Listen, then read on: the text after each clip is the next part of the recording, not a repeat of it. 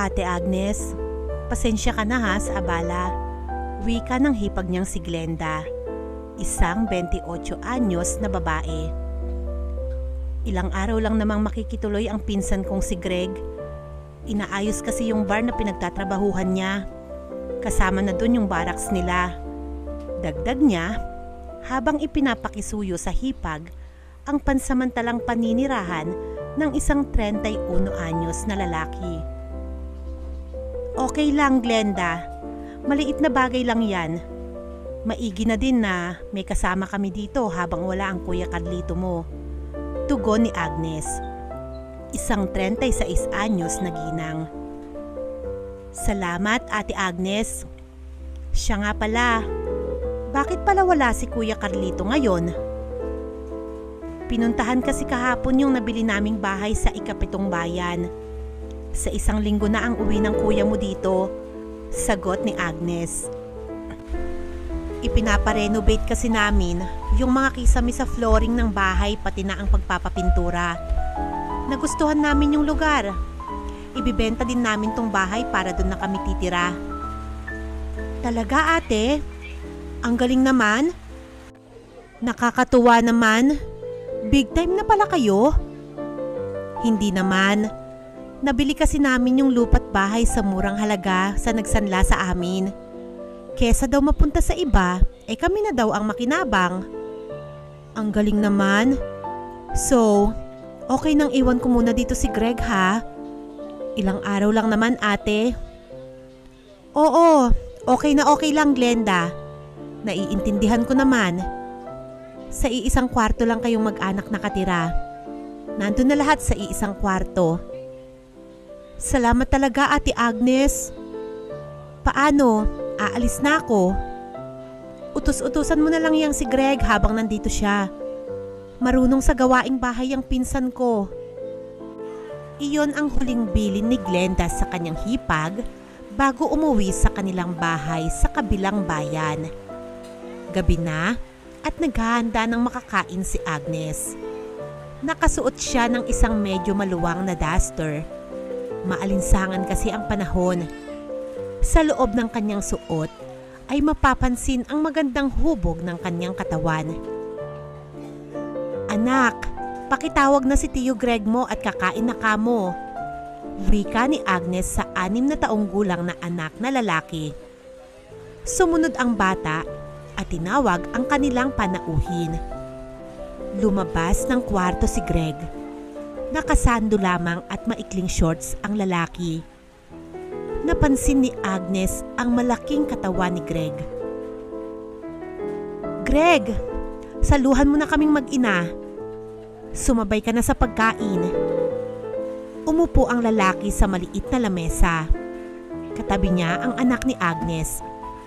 Magkaharap sila ni Agnes habang kumakain.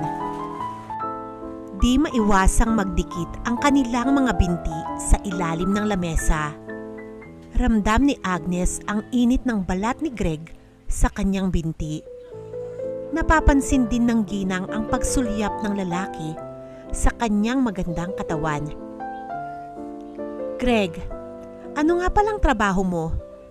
Walang mali siyang tanong ni Agnes. Para lamang mawala ang tensyon sa kanila. Kwan, sa club. Isa akong waiter. Tugon ng lalaki. Bali ginagawa pala yung pinapasukan mo ngayon? Oo, Agnes. Ipinapaayos kasi ng management dahil medyo luma na daw yung interior ng bar. Paano yun, Greg? Wala mo na kayong kita habang inaayos yung bar nyo? Mabait naman yung boss namin. Bayad yung ilang araw na di kami makakapagtrabaho. Mabuti naman pala kung ganun. Habang kumakain sila, ay nakikita ni Agnes ang matipuno nitong katawan. Tito Greg, usog po kayo ng konti. Pakiusap ng anak ni Agnes. Nasisikipan kasi sa pwesto nito ang bata habang kumakain. Umusog naman ang lalaki. Natapos na silang kumain at inayos ni Agnes ang kanilang mga pinagkainan. Dinala niya iyon sa lababo upang hugasan. Habang naghuhugas, ay naramdaman niya ang pagdikit ni Greg sa likod niya. "Ako na ang maghuhugas niyan." Sa pagkabigla, ay napaharap si Agnes sa lalaki. Dumikit ang magandang katawan ni Agnes sa lalaki. Naramdaman din ni Agnes ang matipunong katawan ng lalaki. Ako na, Greg. Okay lang ako." "Sige, tawagin mo na lang ako sa kwarto pag may ipapagawa ka, Agnes." Makalipas ang ilang oras, mahimbing nang natutulog ang anak ni Agnes sa kanilang kwarto. Siya naman ay hindi dalawin ng antok. Naisip niya ang nangyari sa kanila ni Greg sa upuan at lalo na sa lababo. Hindi niya maintindihan ang sarili. Iba ang pakiramdam niya habang magkadikit ang kanilang mga balat. May kakaibang nararamdaman si Agnes. Naglalaro sa kanyang isipan ang isang bagay. "Ano ba tong nararamdaman ko? Hindi pwede to." Aniya. Nanuyot ang lalamunan ni Agnes. Lumabas siya ng silid upang uminom ng malamig na tubig sa ref. Naglakad siya papunta sa kusina. Madilim ang salas papunta sa kusina. Nakita niya sa dilim si Greg. Nakahiga ito sa sofa at waring natutulog. Naka-shorts lamang ito. Subalit nagulat si Agnes sa napunan niya. Hindi pala tulog si Greg. Nakahiga ito sa sofa.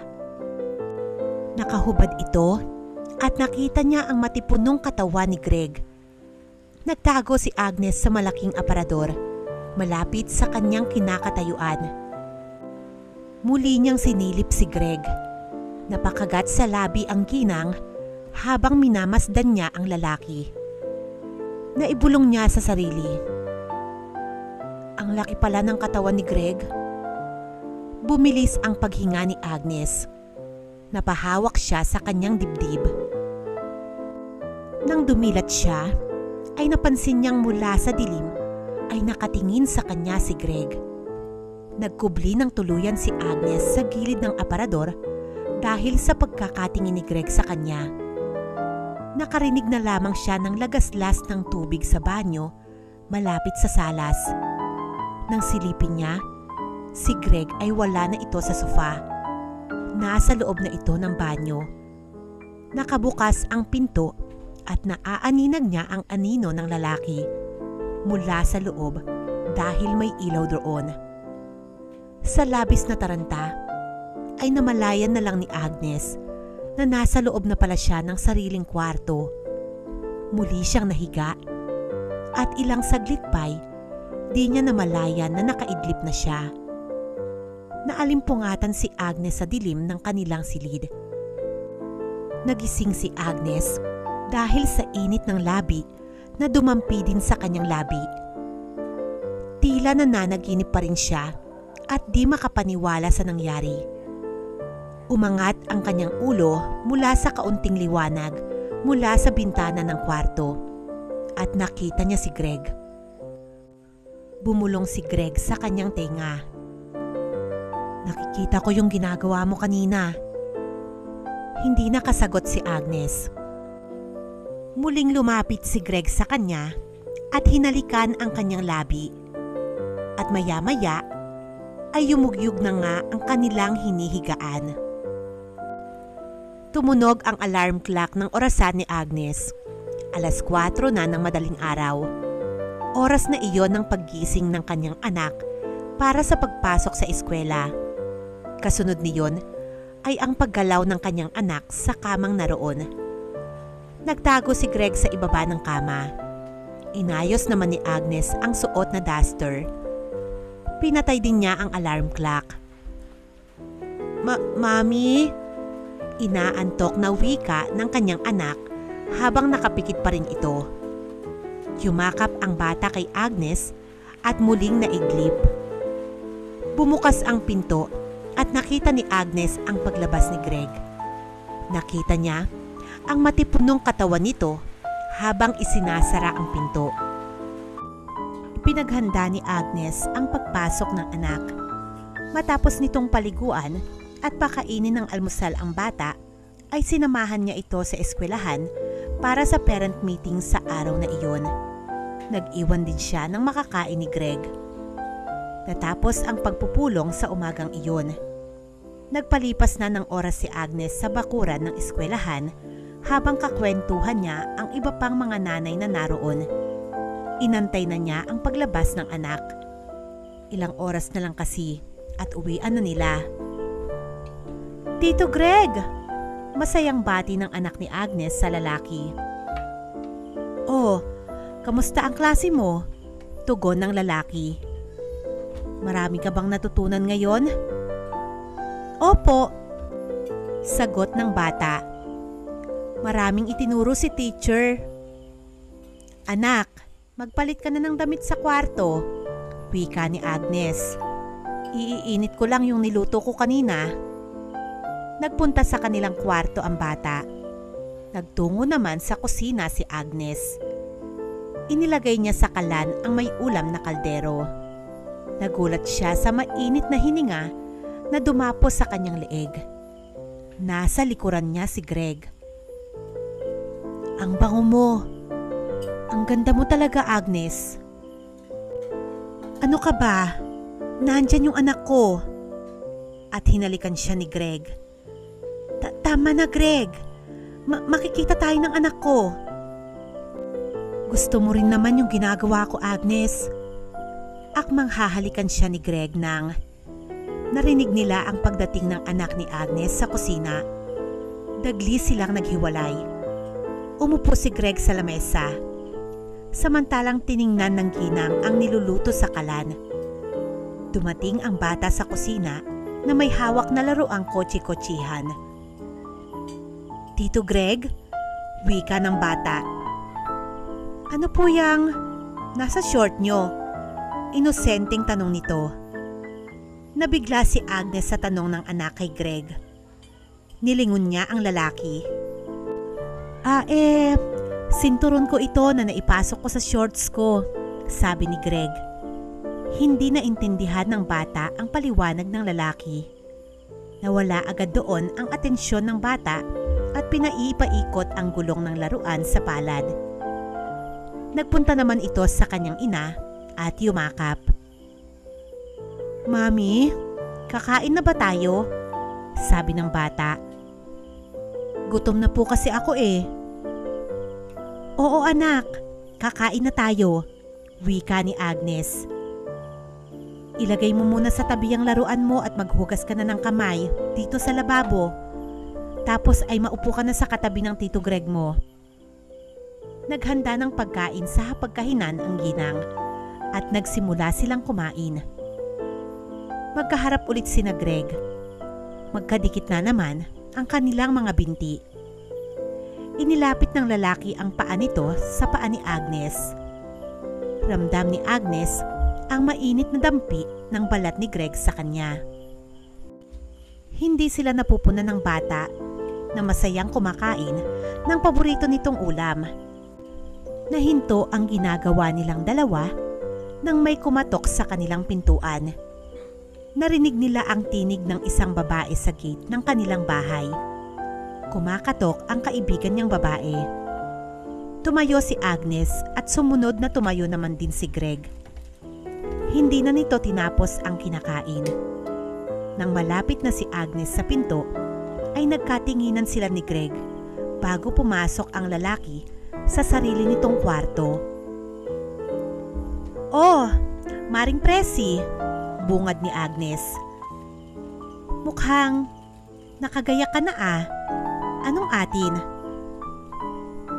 Maring Agnes, birthday kasi ng inaanak mo ngayon, tugon ng babae. Gusto ko sanang imbitahan kayo sa party niya mamaya.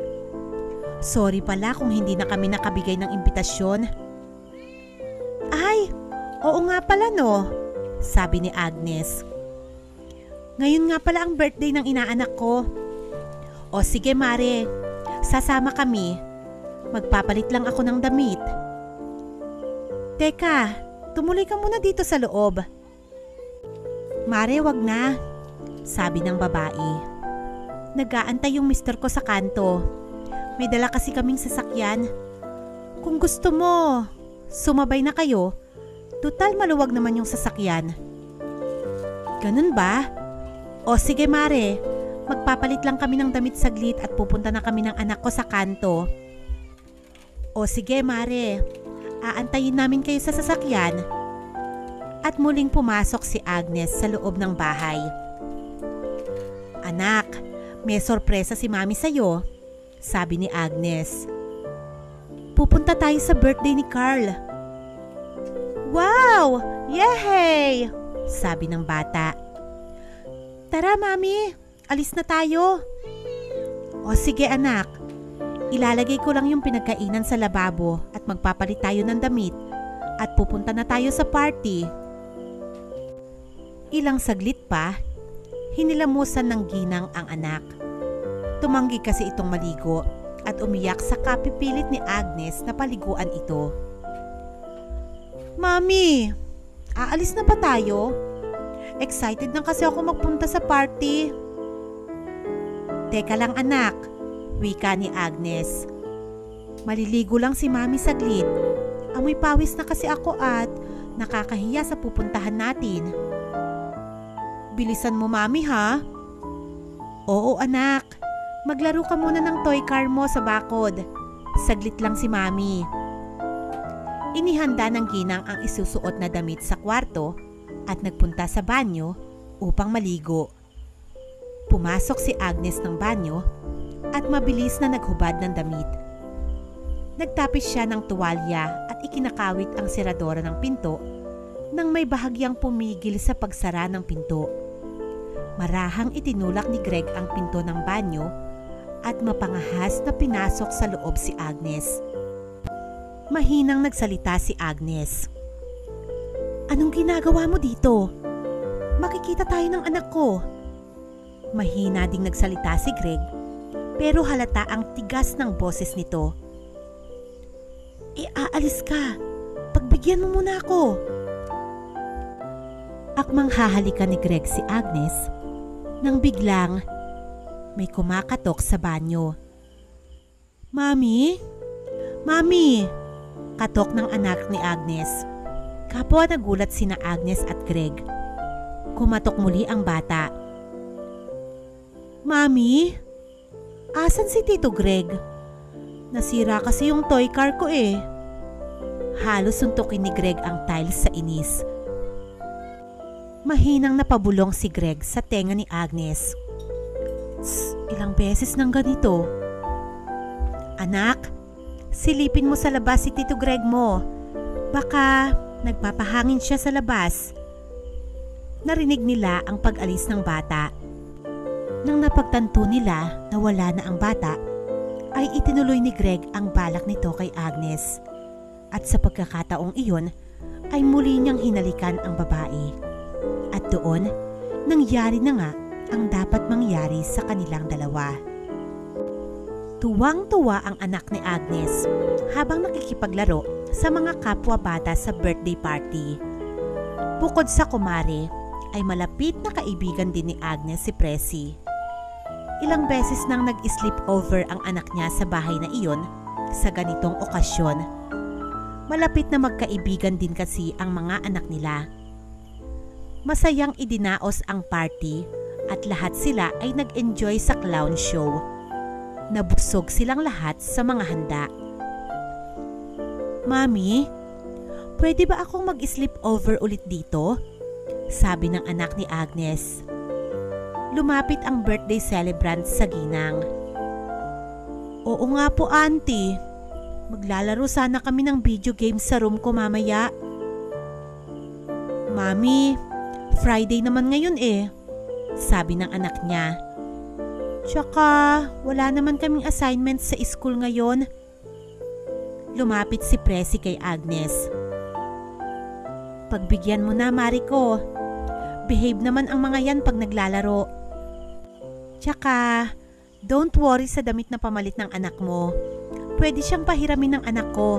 Tutal, same size lang sila. Please, Mami. Wika ng bata. Nag-isip muna si Agnes. Nakita niya ang mga mata ng anak na nakikiusap na pagbigyan niya ito. Okay, sige. Tugon ni Agnes. Yehey! Payag na si Mami. Masayang sigaw ng dalawang bata. Masayang umalis ang dalawang chikiting at muling nakipaglaro sa mga batang naroon. Masaya siyang pinanunood ni Agnes habang nakaupo at kumakain ng dessert. Dapit hapon na nang magpaalam si Agnes sa kumari. Nagbilin din siya sa anak. Mare, kami na pala ang maghahatid sa anak mo sa inyo, wika ni Presi. Kung okay lang sa'yo sa Sunday na namin ihatid. Umalis na si Agnes upang umuwi. Sumakay siya ng taxi papunta sa kanilang bahay sa kabilang bayan. Gabi na nang huminto ang taxi sa harap ng bahay ni Agnes. Pagkabayad sa driver ay pumasok na si Agnes sa loob ng bahay. Isinara niya ng maigi ang gate. Gayon din ang pinto pagpasok niya sa loob. Wala si Greg sa salas. Napansin niyang bukas ang ilaw sa banyo at ang tunog ng shower sa loob nito. Naroon si Greg at naliligo. Dumiretso agad si Agnes sa loob ng kwarto. Inilak niya ang pinto. Kasunod niyon ay naligo si Agnes sa bathroom ng kanyang kwarto. Matapos maginhawaan sa pagligo, nakasuot na si Agnes ng nighties at nakahiga sa kama. Hindi siya mapakali. Nakikiramdam ang ginang sa loob ng kanyang kwarto. Habang nakahiga, ay hindi mawala sa isip ng ginang ang matipunong katawan ni Greg. Lalong hindi maalis sa isip ni Agnes ang ibinulong sa kanya ng lalaki. Nakita niya ang anino ni Greg sa ilalim ng pinto. Nakatayo ang lalaki sa labas ng kanyang kwarto. Alam niya ang pakay ng lalaki.